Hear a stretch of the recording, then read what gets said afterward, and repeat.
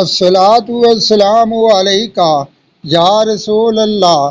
یہ واقعہ ہے اس صحابی کا جس کو بارگاہ نبوت سے یہ خوشخبری ملی کہ تو چلتا پھرتا شہید ہے۔ گرامی قدر حضرات، حضرت طلحہ بن عبید اللہ جن کو عشرہ مبشرہ کی فہرست میں شامل ہونے کا شرف حاصل ہے، مطلب یہ کہ وہ 10 خوش قسمت صحابہ جن کو نبی کریم نے دنیا ہی میں جنت کی بشارت دے دی، تو سنو، مکہ مکرمہ کے اندر خاندان قریش میں آپ کی پیدائش ہوئی۔ طلحہ رضی اللہ تعالی عنہ کی ماں باپ نے طلحہ نام رکھا، لیکن دربار نبوت سے ان کو فیاض، جواد اور خیر کے معزز القاب عطا ہوئے۔ یہ جماعت صحابہ میں سے سابقین اولین کے زمرہ میں ہیں۔ ان کے اسلام لانے کا واقعہ یہ ہے، یہ تجارت کے سلسلے سے بصرہ شہر گئے۔ وہاں کے ایک عیسائی پادری نے ان سے سوال کیا، مکہ میں احمد نبی پیدا ہو چکے ہیں؟ انہوں نے حیران ہو کر پوچھا، کون احمد نبی؟ پادری نے کہا، احمد بن عبداللہ بن عبد المطلب، وہ نبی آخر الزماں ہیں۔ ان کی نبوت کے ظہور کا یہی زمانہ ہے۔ ان کی پہچان کا نشان یہ ہے، وہ مکہ مکرمہ میں پیدا ہوں گے، کھجوروں والے شہر مدینہ منورہ کی طرف ہجرت کریں گے۔ اس وقت تک نبی کریم صلی اللہ علیہ وآلہ وسلم نے اپنی نبوت کا اعلان نہیں فرمایا تھا، اس لیے حضرت طلحہ رضی اللہ تعالی عنہ پادری کو نبی آخر الزماں خاتم النبیین صلی اللہ علیہ وسلم کے بارے کوئی جواب نہ دے سکے۔ لیکن جب بصرہ سے مکہ مکرمہ آنے کے بعد ان کو پتہ چلا نبی کریم صلی اللہ علیہ وآلہ وسلم نے اپنی نبوت کا اعلان فرما دیا ہے، تو حضرت طلحہ رضی اللہ تعالی عنہ حضرت ابو بکر صدیق رضی اللہ تعالی عنہ کے ساتھ بارگاہ رسالت میں حاضر ہو کر مشرف با اسلام ہوئے، اسلام قبول کر لیا۔ زندہ شہید اور یقینی جنتی کون کفار مکہ نے حضرت طلحہ کو بے حد ستایا، رسی سے باندھ کر ان کو مارتے، مگر یہ پہاڑ کی طرح دین اسلام پر ثابت قدم رہے۔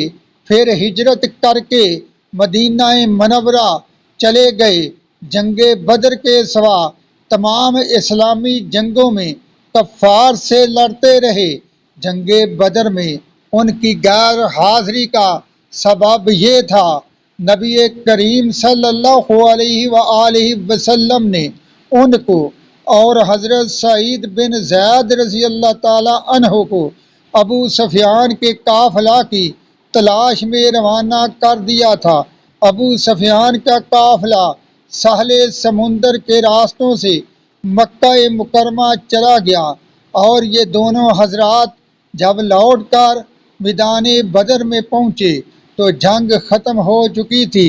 لیکن گرامی قدر حضرات سنو، جنگ احد میں حضرت طلحہ نے بڑی ہی جان بازی اور سرفروشی کا مظاہرہ کیا۔ نبی کریم صلی اللہ علیہ وآلہ وسلم کو کفار کے حملوں سے بچانے میں تلوار اور نیزوں کی بچھاڑ کو اپنے ہاتھ پر روکتے رہے، اس لیے آپ کی انگلی کٹ گئی، ہاتھ شل ہو گیا، بدن پر تیر، تلوار اور نیزوں کے 75 زخم آئے۔ ان کے فضائل میں نبی کریم کی چند حدیثیں بھی وارد ہوئی۔ جنگ احد کے دن جب جنگ رک جانے کے بعد نبی کریم صلی اللہ علیہ وآلہ وسلم چٹان پر چڑھنے لگے تو لوہے کی ذرہ کے بوجھ کی وجہ سے چٹان پر چڑھنا مشکل ہو گیا۔ اس وقت حضرت طلحہ رضی اللہ تعالی عنہ بیٹھ گئے اور ان کے بدن کے اوپر سے گزر کر رسول کریم صلی اللہ علیہ وآلہ وسلم چٹان پر چڑھے، اور رسول پاک نے خوش ہو کر فرمایا، طلحہ نے اپنے لیے جنت واجب کر لی۔ اسی طرح نبی کریم صلی اللہ علیہ وآلہ وسلم نے یہ بھی فرمایا، جس نے زمین پر چلتا پھرتا شہید دیکھنا ہو وہ حضرت طلحہ کو دیکھ لے۔ گرامی قدر حضرات، 20 جمادی الاخری 36 ہجری میں جنگ جمل کے دوران آپ کو ایک تیر لگا اور آپ 64 برس کی عمر میں شہادت سے سرفراز ہوئے۔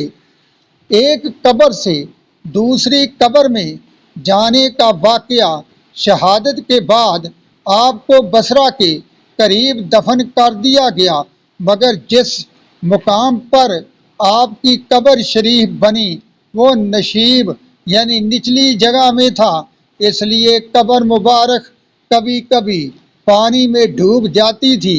آپ نے ایک شخص کو بار بار خواب میں آ کر اپنی قبر بدلنے کا حکم دیا۔ اس شخص نے یہ واقعہ خواب والا حضرت عبداللہ بن عباس رضی اللہ تعالی عنہ سے بیان کیا تو حضرت عباس رضی اللہ تعالی عنہ نے 10,000 درہم میں ایک صحابی کا مکان خرید کر اس میں قبر کھودی، اور حضرت طلحہ رضی اللہ تعالی عنہ کی مقدس لاش کو پرانی قبر سے نکال کر اس قبر میں دفن کر دیا۔ بہت زیادہ مدت گزر جانے کے باوجود آپ کا پاک جسم سلامت اور بالکل ہی تر و تازہ تھا۔ غور فرمائیے، کچی قبر جو پانی میں ڈوبی رہتی تھی، ایک مدت گزر جانے کے باوجود بھی ایک ولی اور شہید کی لاش خراب نہیں ہوئی، تو حضرات انبیاء علیہم السلام، خاص طور پر نبی کریم صلی اللہ علیہ وآلہ وسلم کے مقدس جسم کو قبر کی مٹی بھلا کس طرح خراب کر سکتی ہے؟